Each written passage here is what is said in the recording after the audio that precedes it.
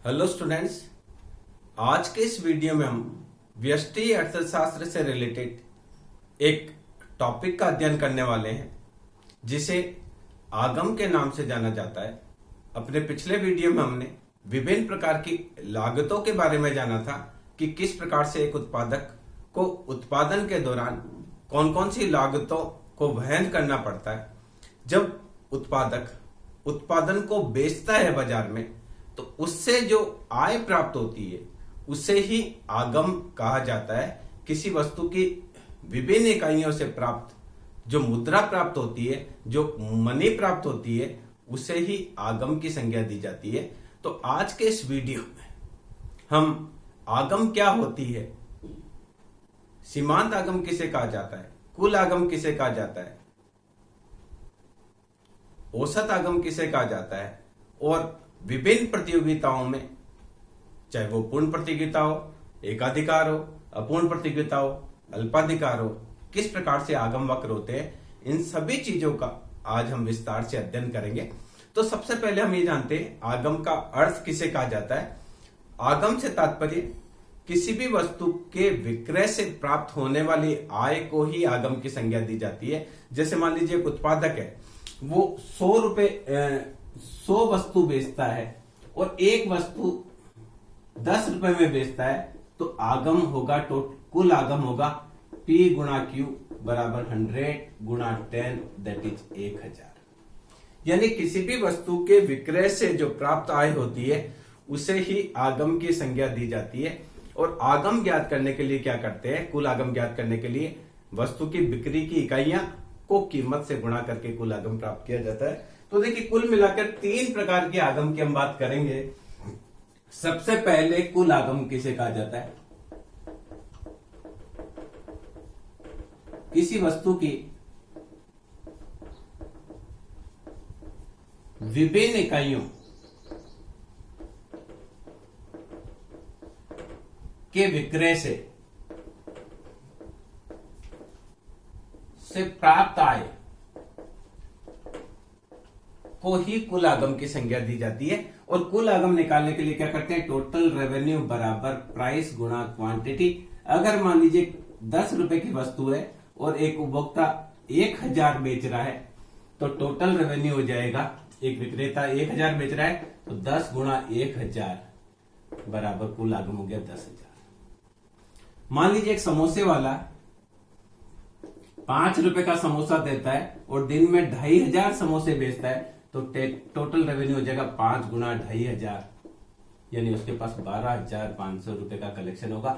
यही total revenue कहलाता है। किसी वस्तु की विभिन्न इकाइयों से प्राप्त जितनी भी आय प्राप्त होती है उसका योग ही कुल आगम कहलाता है। अब दूसरी चीज आती है औसत आगम। औसत आगम, इसको कीमत भी कह सकते हैं। किसी वस्तु की एक इकाई, औसत रूप से एक इकाई के विक्रय से जो आय प्राप्त होती है उसे औसत आगम की संज्ञा दी जाती है। तो औसत आगम एवरेज रेवेन्यू निकालने के लिए क्या करते हैं, एवरेज रेवेन्यू बराबर TR बटे Q। तो एवरेज रेवेन्यू, TR का मतलब होता है P गुणा Q बटे Q, काटेंगे तो आएगा P बराबर एवरेज रेवेन्यू। सामान्य रूप से किसी वस्तु की कीमत को ही औसत आगम की संज्ञा दी जाती है। और औसत आगम निकालने के लिए क्या करते हैं, कुल आगम में इकाइयों की संख्या का भाग देते हैं। मान लीजिए औसत आगम निकालनी है, मान लीजिए 12,500 रुपए कुल आगम है, टोटल रेवेन्यू है 12,500 और समोसे बेचे गए 2,500, तो एवरेज रेवेन्यू बराबर टोटल रेवेन्यू बटे Q बराबर 12,500 डिवाइडेड बाई 2,500, तो एक समोसे का रेट आएगा 5 रुपए, जो कि एवरेज रेवेन्यू कहलाएगा। तो औसत आगम क्या है, किसी वस्तु की कुल आगम में इकाइयों की संख्या का भाग देने पर औसत आगम प्राप्त होती है। तीसरी एक आगम में हमारे एक और कंसेप्ट आती है, उसको बोलते हैं सीमांत आगम। किसी वस्तु की एक अतिरिक्त इकाई को बेचने से कुल आगम में जो परिवर्तन होता है उसे ही सीमांत आगम की संज्ञा दी जाती है।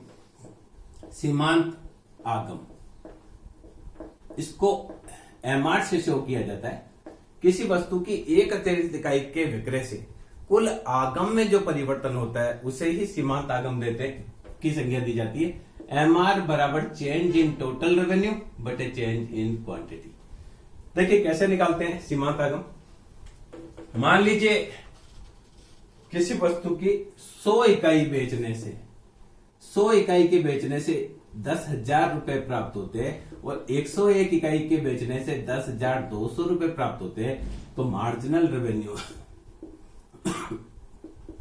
चेंज इन टोटल रेवेन्यू बटे चेंज इन क्वांटिटी। अभी है 10,200, पहले था 10,000, क्वांटिटी पहले 100, अभी 101 बेची, पहले 100 बेची, तो यह आएगा 200 डिवाइडेड बाय 1 दैट इज 200। यानी मार्जिनल रेवेन्यू बराबर है चेंज इन टोटल रेवेन्यू बटे चेंज इन क्वांटिटी। यूं भी लिख सकते हैं total revenue of 1 minus total revenue of 0 बटे quantity of 1 minus quantity of 0। तो हमने यहां क्या किया, अभी का टोटल रेवेन्यू 10,200, पहले का टोटल रेवेन्यू था 10,000, अभी हमने बेची 101 इकाई, पहले बेची 100 इकाई, तो इकाइयों में परिवर्तन 1 और टोटल रेवेन्यू में परिवर्तन 200, तो ये आपका सीमांत आगम आएगा, वो आएगा 200। तो सीमांत आगम निकालने के लिए क्या करते हैं, कुल आगम की मात्रा में परिवर्तन बटे इकाइयों में परिवर्तन। इसको लिख सकते हैं कुल आगम में परिवर्तन बटे इकाइयों में परिवर्तन, बिक्री इकाइयों में परिवर्तन। इस प्रकार से तीनों चीज निकाल सकते हैं, कुल आगम, सीमांत आगम और औसत आगम। अब जैसे मान लीजिए कोई वस्तु, सीमांत आगम को एक बार और देखते हैं। मान लीजिए कोई वस्तु ऐसी है जो आपके, मान लीजिए कोई वस्तु है 10 इकाई से 11 इकाई की बिक्री होती है। मान लो कोई वस्तु है 10 इकाई से बिकती है 11 और 100 से 105 रुपए इकट्ठे होने लग जाते हैं। टोटल रेवेन्यू जो है चेंज इन टोटल रेवेन्यू हो जाता है 5 और चेंज इन क्वांटिटी हो जाता है 1। तो मार्जिनल रेवेन्यू बराबर चेंज इन टोटल रेवेन्यू बटे चेंज इन क्वांटिटी। यहां हुआ 5 का अंतर, टोटल रेवेन्यू में 5 का अंतर हुआ और इकाइयों में 1 का अंतर हुआ, तो मार्जिनल रेवेन्यू हो गया 5। तो ये हमने इसमें जाना कि कुल आगम किसे कहा जाता है, सीमांत आगम किसे कहा जाता है और औसत आगम किसे कहा जाता है। किसी वस्तु की विभिन्न इकाइयों से प्राप्त कुल आय को कुल आगम कहा जाता है। किसी वस्तु की एक अतिरिक्त इकाई के विक्रय से कुल आगम में जो परिवर्तन होता है उसे सीमांत आगम कहा जाता है। और किसी वस्तु के कुल आगम को इकाइयों की संख्या से विभाजित करने पर सीमांत आगम प्राप्त होता है। ये तीनों कंसेप्ट हमने किए। अब देखिए एक एक प्रतियोगिता में बात करेंगे, अलग अलग प्रतियोगिता में। पहले बात करते हैं पूर्ण प्रतियोगिता। पूर्ण प्रतियोगिता में आगम वक्र है। देखिए जैसा कि आपको पता ही है, पूर्ण प्रतियोगिता बाजार की वह स्थिति होती है जिसमें किसी वस्तु के बहुत सारे खरीदने वाले होते हैं और बहुत सारे बेचने वाले होते हैं और इनमें आपसी प्रतिस्पर्धा के चलते किसी वस्तु का मूल्य संपूर्ण बाजार में समान रहता है। इस स्थिति को हम बोलते हैं पूर्ण प्रतियोगी बाजार। यानी पूर्ण प्रतियोगी बाजार में मुख्य रूप से 3 विशेषताएं होती है। बहुत सारे क्रेता होते हैं, बहुत सारे विक्रेता होते हैं, किसी भी फर्म को आने और जाने की स्वतंत्रता होती है और बाजार में किसी भी वस्तु का मूल्य समान रहता है, वस्तु मात्रा व गुण में समान होती है। इस जब पूर्ण प्रतियोगिता क्या होती है, इसके लिए अलग से जो बाजार का वीडियो है उसमें आप देख सकते हैं कि पूर्ण प्रतियोगिता क्या होती है। हम यहाँ केवल इतना हमको यह ध्यान में रखना है कि पूर्ण प्रतियोगी बाजार वह स्थिति है जिसमें किसी वस्तु का मूल्य संपूर्ण बाजार में समान रहता है। वस्तु 1 लेंगे तो भी रेट वही रहेगी, 5 लेंगे तो भी वही रेट रहेगी, 10 लेंगे तो भी रेट वही रहेगी। यानी हम वस्तु की मात्रा ज्यादा भी खरीदेंगे तो भी कीमत समान रहेगी, उसको हम बोलते हैं पूर्ण प्रतियोगी बाजार। तो यहाँ देखिए पूर्ण प्रतियोगी बाजार में क्वांटिटी आप 1 लें, 2 लें, 3 लें, 4 लें, 5 लें, प्राइस वही रहने वाली है। प्राइस मान लो 10 रुपए की वस्तु है तो 10 रुपए ही रहने वाली है। तो टोटल रेवेन्यू बराबर होता है प्राइस गुणा क्वांटिटी। जैसा कि पता है 10, 20, 30, 4, 10, 40, 5 को 10 से करेंगे 50। एवरेज रेवेन्यू निकालने के लिए हम क्या करते हैं, टोटल रेवेन्यू में क्वांटिटी का भाग देते हैं, या तो 10 में 1 का भाग दिया 10, 20 में 2 का भाग दिया 10, 30 में 3 का भाग दिया 10, 40 में 4 का भाग दिया 10, 50 में 5 का भाग दिया 10। मार्जिनल रेवेन्यू निकालने के लिए चेंज इन टोटल रेवेन्यू बटे चेंज इन क्वांटिटी, ये हमने फॉर्मूला लगाना है। तो देखिए यहां मार्जिनल रेवेन्यू निकालने के लिए हम क्या करेंगे, यहां से यहां तक पहले 10, 20 में से 10 गए 10, क्योंकि देखिए यहां अंतर 1-1 का है, तो इसके अंतर में इसका अंतर वो जोड़ेंगे तो 10 बटे 1 बराबर 10। फिर यहां से यहां का अंतर 10, यहां से यहां का अंतर 1, तो वही 10, तो यहां फिर 10, फिर 30 में से 40 गए 10, 50 में से 40 गए 10। तो यहां पूर्ण प्रतियोगिता की जब स्थिति होगी तो पूर्ण प्रतियोगिता में एवरेज रेवेन्यू और सीमांत रेवेन्यू जो है उसकी स्थिति यह देखिए कि दोनों समान रहते हैं। तो पूर्ण प्रतियोगिता में हम एवरेज और सीमांत, देखिए यहां हमने लिखा बिक्री की इकाइयां,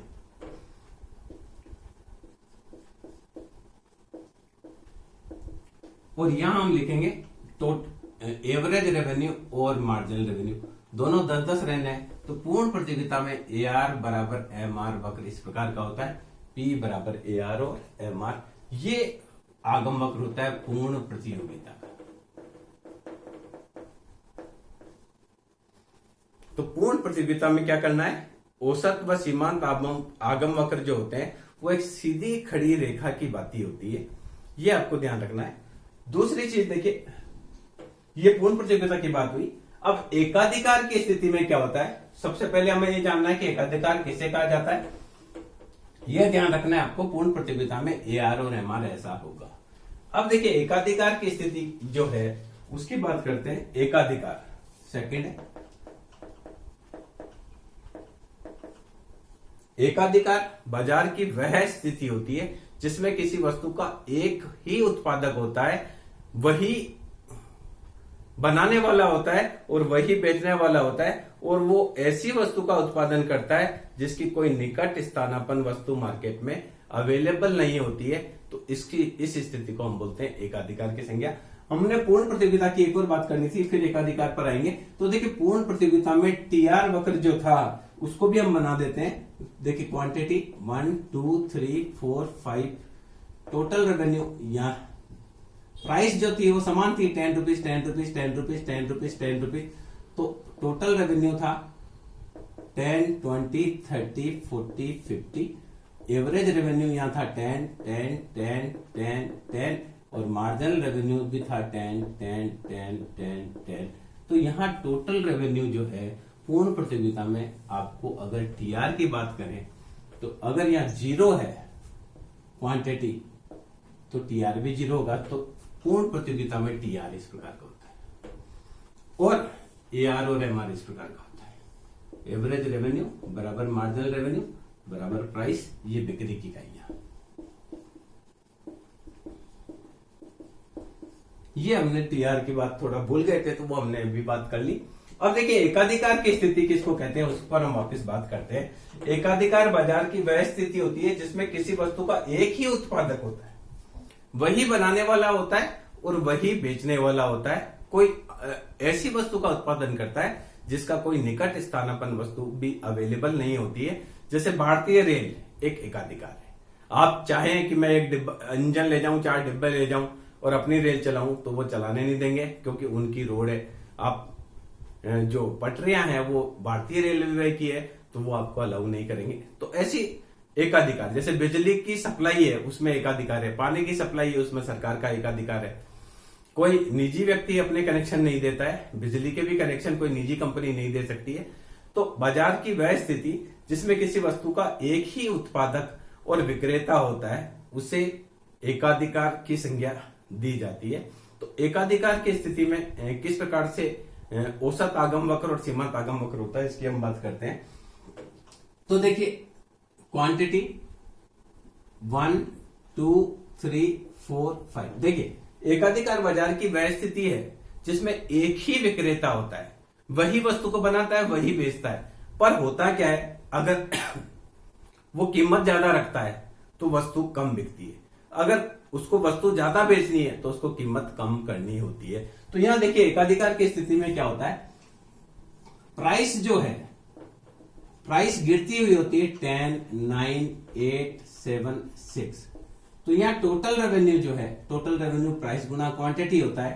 तो यहाँ टोटल रेवेन्यू क्या हो जाएगा 10, 18, 24, 28, 30।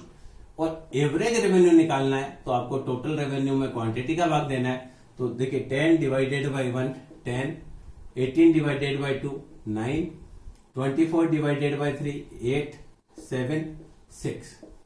और मार्जिनल रेवेन्यू की बात कर रहे हैं तो marginal revenue change in total revenue बटे चेंज इन क्वांटिटी होता है। तो यहाँ पहला है 10, 18 में से 10 जाएगा 8, 24 में से 18 जाएगा 6, 28 में से 24 जाएगा 4, 30 में से ये गया 2। तो यहाँ एकाधिकार में देखिए दोनों वक्र नीचे की तरफ गिरते हुए होते हैं। एकाधिकार में एवरेज रेवेन्यू और मार्जिनल रेवेन्यू दोनों यहां 10-10 है। एक वस्तु के उत्पादन पर दोनों 10-10 है। मान लीजिए वस्तु 1, 2, 3, 4, 5, 2, 4, 6, 8, 10। तो दोनों 10-10 है। यहां पर ये 2, ये 4, ये 6, ये 8 एवरेज रेवेन्यू और मार्जिनल रेवेन्यू। अब देखिए यहां 9 है, 10 के बाद 8,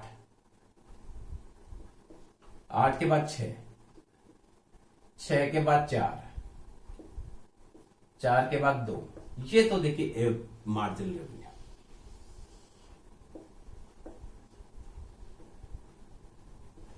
और ये एवरेज रेवेन्यू।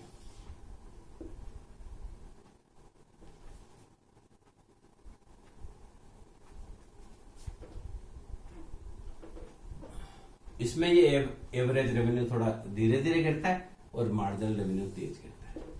ये एकाधिकार है कि आगम वक्र है, औसत आगम या डिमांड वक्र भी गिरता हुआ होता है और सीमांत आगम भी गिरता हुआ होता है। दोनों ही गिरते होते हैं। जबकि हमने पूर्ण प्रतियोगिता में देखा कि एआर और एमआर समान होते हैं, जबकि एकाधिकार में क्या होता है, दोनों गिरते हुए होते हैं।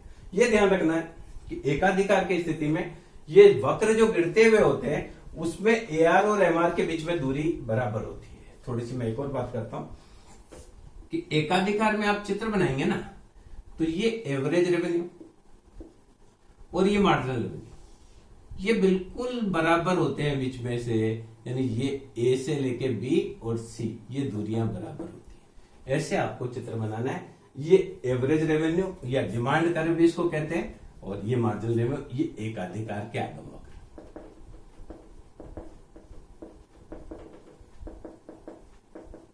अब देखिए एकाधिकार में हम टोटल रेवेन्यू वक्र को भी बताते हैं कि किस प्रकार से टोटल रेवेन्यू बनाया जाता है। एक बार और आपके किताब का वाला हम एग्जांपल लेकर बात करते हैं तो आपको और ज्यादा क्लियर हो जाएगा।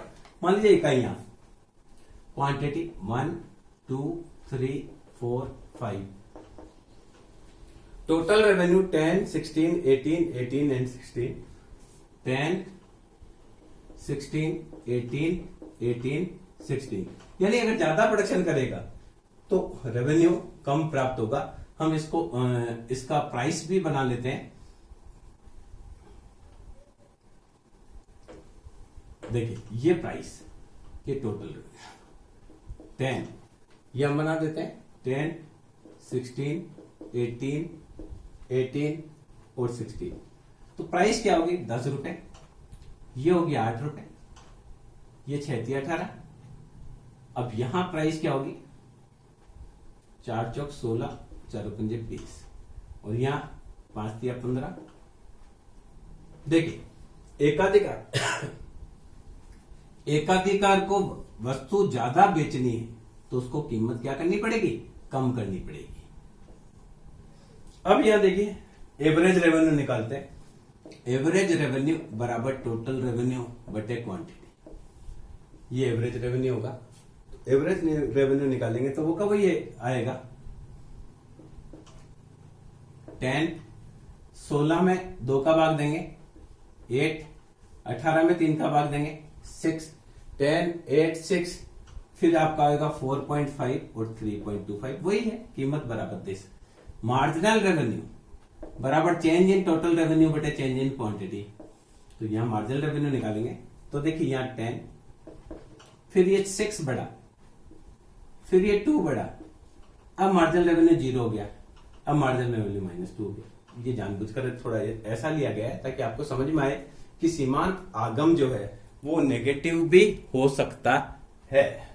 अब देखिए, पहले मैं टोटल रेवेन्यू करके बताता हूं। टोटल रेवेन्यू मैक्सिमम 18 तक जाता है, 2 4 6 8 10 2 4 6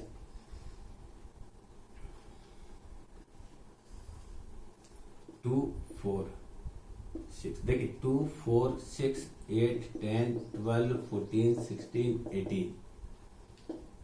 और वस्तु की इकाइयां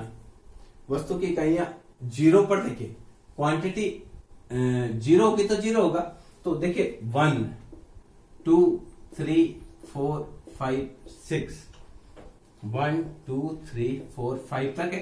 पहले में टोटल रेवेन्यू 10 है तो हमने ले लिया 10, दूसरे में 16 है, थर्ड में 18 है, फोर्थ में भी 18 है, फिफ्थ में 16 है। तो ये टीआर वक्र इस प्रकार का होगा। ये टोटल रेवेन्यू, ये पूर्ण प्रतियोगिता की स्थिति में, एकाधिकार की स्थिति में अगर टीआर पूछा जाए, देखिए पूर्ण प्रतियोगिता में जो हमने टीआर निकाला था वो ऐसा आया था पूर्ण प्रतियोगिता में, पर एकाधिकार में ये इस प्रकार का होता है। अब देखिए एआर और एमआर वक्र बनाते हैं एकाधिकार में। एआर और एमआर वक्र देखेंगे, क्वांटिटी, पहला प्रोडक्शन, दूसरा प्रोडक्शन, तीसरा प्रोडक्शन, चौथा प्रोडक्शन और पांचवा प्रोडक्शन, और मैक्सिमम ये 10 तक है, 2 4 6 8 और 10।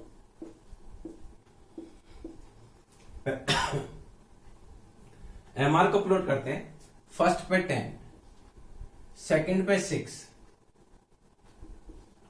थर्ड पे 2, फोर्थ पे 0, फिर -2। तो ये एमआर वक्र है। एमआर वक्र ये आपका हो गया this this this and this. Clear? TR वक्र को देखेंगे, एआर को देखेंगे तो 10 के बाद फर्स्ट में 10, सेकंड में 8,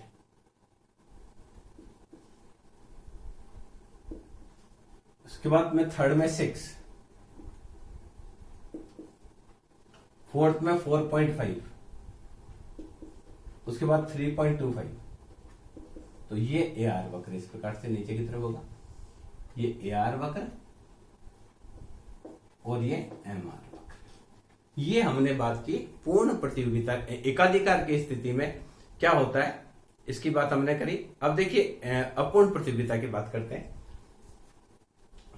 तो ये देखिए, ये हमने दो प्रकार के आगम वक्र देखे। पूर्ण प्रतियोगिता में आगम वक्र किस प्रकार का होता है और एकाधिकार की स्थिति में आगम वक्र किस प्रकार का होता है। अब देखिए वास्तव में देखा जाए तो न तो पूर्ण प्रतियोगिता पाई जाती है, न ही एकाधिकार पाया जाता है, वरन वो पूर्ण प्रतियोगिता और एकाधिकार से भिन्न होती है। तो इसको सामान्य रूप से कहा जाता है अपूर्ण प्रतियोगिता। तो अपूर्ण प्रतियोगिता में आगम वक्र किस प्रकार से होते हैं इसके बारे में हम डिस्कस करते हैं। थर्ड देखिए अपूर्ण प्रतियोगिता।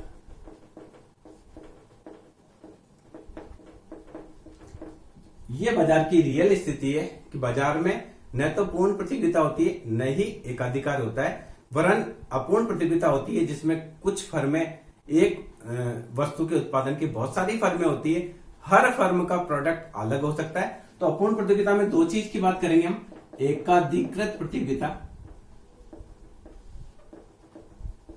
और दूसरा बात करेंगे, सेकंड हम बात करेंगे अल्पाधिकार। सबसे पहले बात करते हैं एकाधिकृत प्रतियोगिता। एकाधिकृत प्रतियोगिता बाजार की वह स्थिति है जिसमें एक ही फर्म, एक ही वस्तु के कई उत्पादक होते हैं। हर फर्म का उत्पाद मात्रा, गुण, पैकिंग, डिजाइन में अलग होता है। कोई भी फर्म आ सकती है, कोई भी फर्म जा सकती है। जैसे बाजार में साबुन बनाने की देखें तो बहुत सारी कंपनियां हैं जो साबुन बनाती है। हर कंपनी का साबुन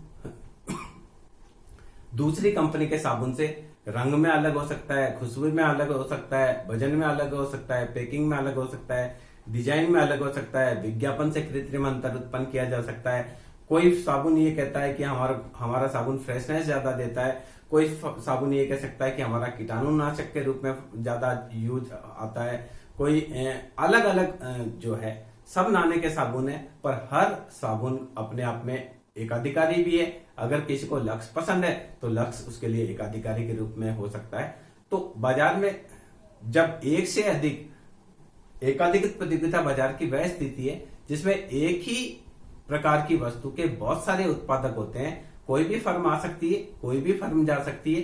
हर फर्म का उत्पाद दूसरे फर्म के उत्पाद से पैकिंग में, रंग में, डिजाइन में, खुशबू में किसी न किसी रूप में अलग विषमता लिए हुए होता है। तो ऐसी स्थिति को हम बोलते हैं बाजार में एकाधिकृत प्रतियोगिता। सही मायने में देखा जाए तो वर्तमान में बाजार में या तो अल्पाधिकार पाया जाता है या एकाधिकृत प्रतियोगिता पाई जाती है। बाजार में अधिक को बहुत सारी आप चीजें देंगे। आप टूथपेस्ट देखेंगे तो टूथपेस्ट में भी बहुत सारे प्रोडक्ट आपको मिलेंगे। साबुन लेने जाएंगे तो आपको बहुत सारे प्रोडक्ट मिलेंगे। आप मैदा खरीदने जाएंगे तो बहुत सारी कंपनी की मैदा मिलेगी। मतलब हर चीज में एक से एकाधिकृत प्रतियोगिता यानी बहुत सारे क्रेता है और बहुत सारे विक्रेता है, पर हर विक्रेता का प्रोडक्ट डिजाइन में अलग हो सकता है, पैकिंग में अलग हो सकता है, रंग रूप में अलग हो सकता है, या बिक्री के बाद सेवाओं में अलग हो सकता है। तो यहां देखिए एकाधिकृत प्रतियोगिता में भी स्थिति यही है कि एक फर्म ज्यादा क्वांटिटी बेचना चाहती है तो उसको रेट कम करनी पड़ेगी। तो मान लीजिए प्राइस है,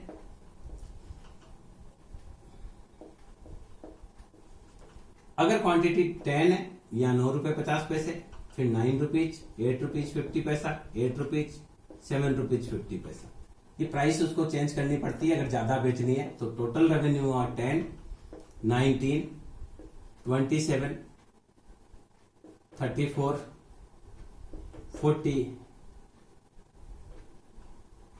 ये 45। यहां देखिए एवरेज रेवेन्यू बराबर है total revenue divided by quantity, तो आएगा 10, 9 रुपीज 50 पैसा, 9 रुपीज, 8 रुपीज 50 पैसा, 8 रुपीज, 7 रुपीज 50 पैसा।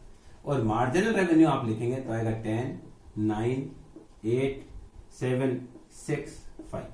तो एकाधिकृत प्रतियोगिता में एवरेज रेवेन्यू इस प्रकार से गिरता हुआ होता है और मार्जिनल रेवेन्यू भी गिरता हुआ होता है। एवरेज रेवेन्यू एकाधिकृत की तरह ही होता है, जैसे एकाधिकार के मांग वक्र होते हैं उसी प्रकार से ये भी आर और एमआर होता है, पर यहाँ इज ग्रेटर देन 1 होता है। और यहां देखिए ये एमआर आगे जाकर शून्य भी हो जाता है और नेगेटिव भी हो जाता है एमआर। तो यहां से यहां तक आप देखेंगे तो ई ग्रेटर देन 1 होगा, इस जगह ई बराबर 1 होगा और इस जगह ई लेस देन 1 होता है। ये खैर आगे हम बात करेंगे, अभी आपको केवल इतना ही करना है कि एकाधिकृत प्रतियोगिता में जो मांग वक्र है वो नीचे की ओर गिरते हुए होते हैं, जो ये बताते हैं कि आपको वस्तु ज्यादा बेचनी है तो रेट को क्या करना पड़ता है, कम करना पड़ता है।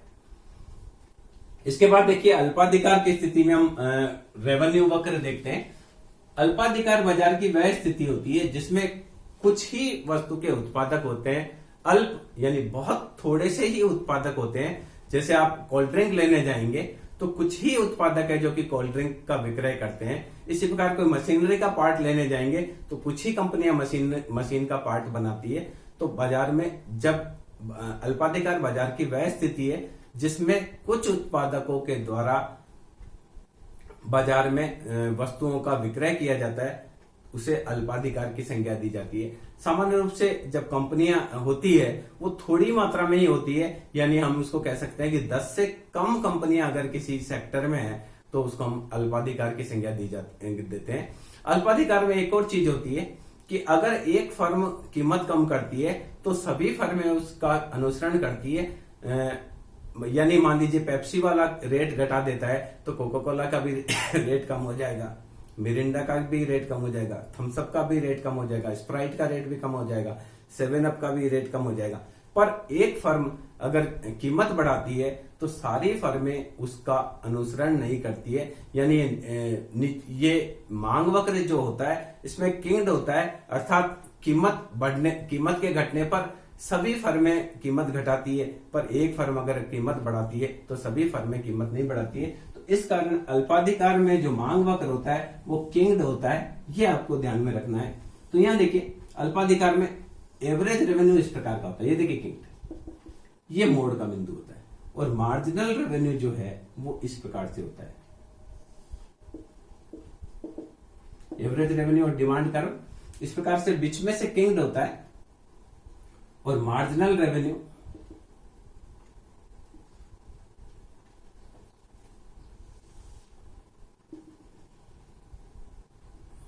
इस प्रकार से, ये किंग्ड डिमांड कर्व इसको बोलते हैं। अल्पाधिकार का डिमांड कर्व किंग्ड डिमांड कर्व।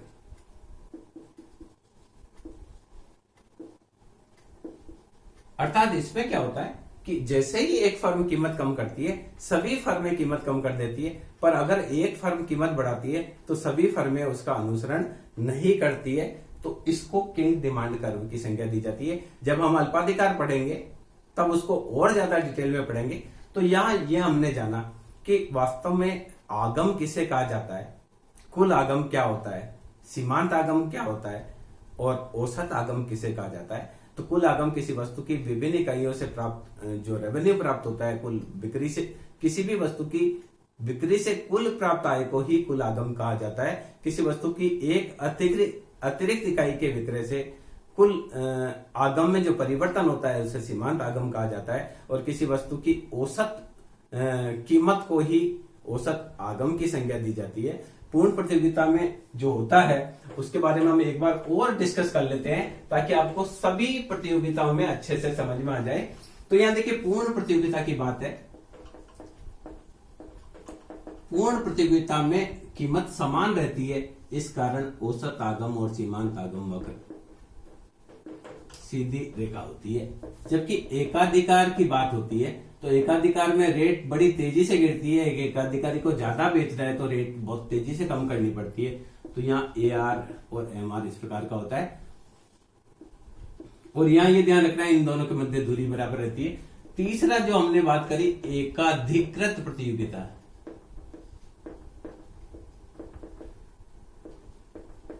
इसमें जो है AR और MR वक्र वो थोड़ा सा इसमें ढील होती है। एवरेज रेवेन्यू बराबर D MR। एकाधिकार में ये लेस देन 1 होता है, यहाँ ये ग्रेटर देन 1 होता है। और लास्ट में एकाधिकृत प्रतियोगिता जो है उसमें जो मांग वक्र है, अल्पाधिकार जिसको कह सकते हैं, अल्पाधिकार, अल्पाधिकार में मांग वक्र किंग्ड होता है। तो ये यहां से एवरेज रेवेन्यू,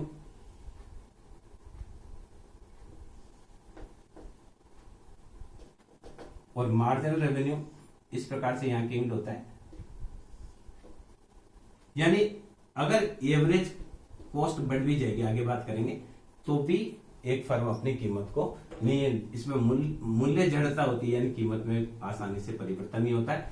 फर्में अन्य किसी कारण से, अन्य किसी उपाय के माध्यम से कंपटीशन करती है, पर कीमत प्रतिस्पर्धा इसमें नहीं करती है। तो ये है पूर्ण प्रतियोगिता की स्थिति, ये एकाधिकार की स्थिति, ये एकाधिकृत प्रतियोगिता की स्थिति, और लास्ट जो कर्व हमने बनाया है वो अल्पाधिकार की स्थिति को बनाया। बाजार को समझने के लिए आपको रेवेन्यू कर्व आना बहुत जरूरी है, क्योंकि एक फर्म का कुल आगम, औसत आगम और सीमांत आगम के माध्यम से ही फर्म ये डिसाइड करती है कि वह लाभ की स्थिति में है, सामान्य लाभ की स्थिति में है, विशिष्ट लाभ की स्थिति में, अथवा हानि की स्थिति में। और फर्म इसी आधार पर यह डिसाइड करती है कि भविष्य में उसे मार्केट में बने रहना है या मार्केट से छोड़कर चले जाना है। तो इस दृष्टि से हम कह सकते हैं कि जो आगम वक्र है ये बहुत ही महत्वपूर्ण भूमिका अदा करते हैं। एक फर्म को निर्णय लेने के लिए आगम वक्रों की बहुत अधिक महत्वपूर्ण भूमिका होती है। तो इस वीडियो के माध्यम से मैं समझता हूं आप समझ पाए होंगे कि आगम किस प्रकार से निकाले जाते हैं, कुल आगम, सीमांत आगम और औसत आगम क्या होता है। आपको एक बार में ये नहीं समझ में आए तो आप इस वीडियो को पुनः देखें, आपको बहुत आसानी से समझ में आ जाएगा। नेक्स्ट वीडियो में हम अगली बात करेंगे। उसके लिए बहुत जरूरी था कि हमको लागत वक्रों के बारे में जानकारी हो और आगम वक्रों के बारे में जानकारी हो। इसी कारण से ये वीडियो बनाया गया है। Thank you.